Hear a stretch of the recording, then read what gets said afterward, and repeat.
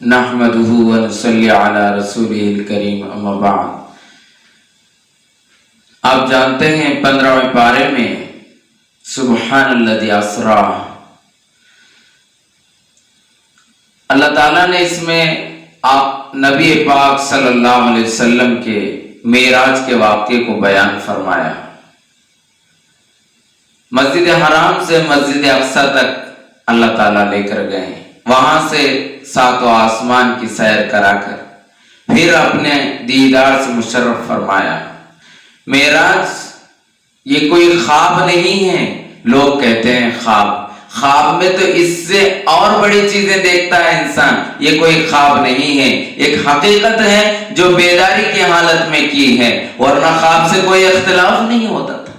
بہت سارے مشرکین نے اختلاف کیا، بہت سارے کافر لوگ اختلاف کریں معراج کا، اور ان کو سچائی ثابت کرنے کے لیے بیداری کی حالت میں آقا کو معراج ہوئی ہے، ورنہ خواب کے اندر تو دلائل دینے کی ضرورت نہیں تھی، اور قرآن کریم میں خود ہے معراج کا واقعہ۔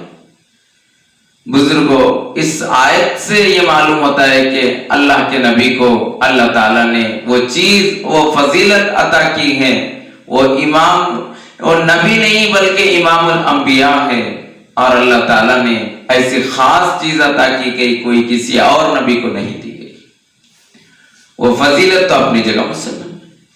دوسری بات، اس 15ویں پارے کے اندر وہ اصحاب کہف سے بھی متعلق بات ہے۔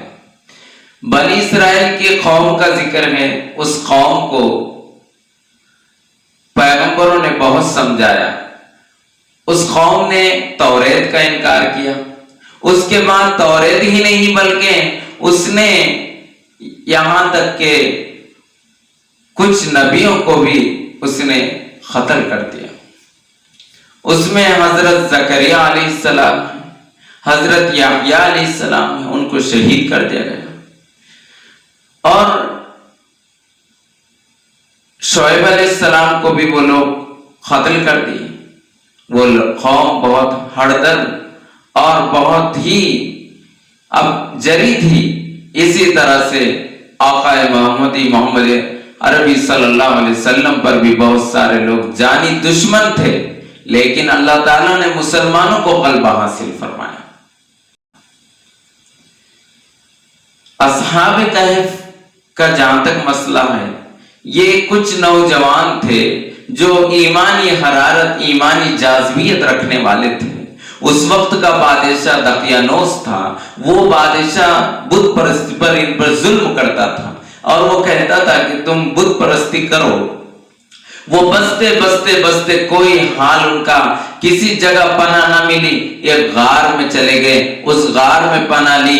اللہ تعالیٰ نے ان کو ایسا سلا دیا کہ 300 سال تک سلایا، اس کے بعد بیدار فرمایا، جب تک مسلمانوں کی حق اور اسلام پسند لوگوں کی، اور اس وقت حکومت آ گئی، منصف بادشاہ کی حکومت آ گئی۔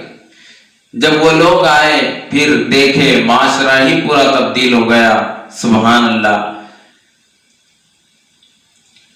اس میں اس سورہ کی فضیلت، سورہ کہف کی، حضرت ابو ہریرہ رضی اللہ تعالیٰ عنہ سے روایت ہے، نبی پاک صلی اللہ علیہ وسلم نے ارشاد فرمایا، جو سورہ واقعہ کو جمعہ کے دن پڑھتا ہے، اس کے آخری 10 آیتوں کو پڑھتا ہے، اللہ تعالیٰ دجال کے فتنے سے اس کی حفاظت کریں گے، قیامت کے دن اس کی حفاظت کریں گے۔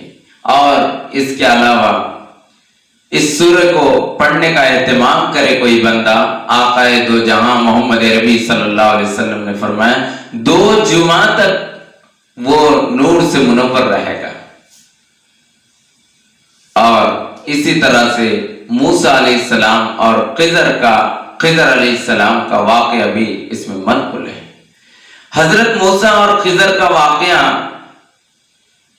اللہ تعالیٰ کے حکم کے مطابق انہوں نے کہا سمندر کے کنارے ایک صاحب رہتے ہیں، ایک شخص رہتے ہیں، وہاں ان سے ملو، آپ سے بھی زیادہ علم ہے ان کو۔ جب ملاقات ہوئی تو کیا دیکھتے ہیں؟ اللہ اکبر کبیرہ۔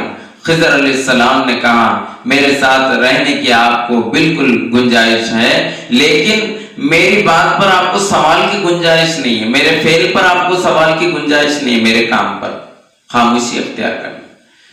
کیا دیکھتے ہیں چلتے ہی چلتے ایک کشتی کو خضر علیہ السلام الٹا دیتے ہیں۔ پوچھا ارے یہ کیا کر رہے ہیں؟ تو کہا آپ خاموش رہیے۔ دوسرا دیکھتے ہیں ایک بچہ کھیل رہا ہے خوبصورت حسین و جمیل، اس کا پیر پکڑے اور زمین پر مار دیے اور وہ فوت ہو گیا۔ ارے یہ کیا کر رہے ہیں؟ آپ نے تو جان لے لی۔ اس کے بعد کیا دیکھتے ہیں ایک دیوار گرنے والی تھی، اس دیوار کو اچھی مرمت کر دیے اور جو لوگ وہاں پر بیٹھے ہوئے تھے ان کو ہٹا دیا، کیونکہ اگر وہ دیوار گر جاتی یتیم بچوں کی تو وہاں خزانہ دوسروں کو مل جاتا، اس کو اچھی طرح بنا دیا، وہ خزانہ انہی لوگوں کو آ گیا۔ کہاں یہ آپ کو پتا ہے؟ پہلے جو کشتی کو اڑلایا ہوں اور اس کو الٹ پلٹ کر دیا ہوں وہ اس وجہ سے کہ ظالمانہ طور پر وہ کشتی چھین لی گئی تھی، اور دوسرا اس لڑکے کو اس لیے مار دیا ہوں کہ وہ آگے جا کے ظالم بادشاہ بننے والا تھا، ماں باپ کا نافرمان بننے والا تھا۔ اس سے یہ واقعے سے یہ معلوم ہوتا ہے کبھی اچانک کوئی مر گیا، کوئی اچانک پیدا ہو گیا، کبھی اچانک کوئی حادثہ ہو گیا، کوئی اچانک کچھ واقعہ ہو گیا، یہ من جانب اللہ ہے، اللہ کو اس کا علم ہے، وہ جس طرح چاہے کرے، وہ سب چیز کے مالک ہیں، وہ حکمتوں سے بہرور ہیں، اس کے مطابق وہ فیصلہ کرتے ہیں۔ فقط اور تقدیر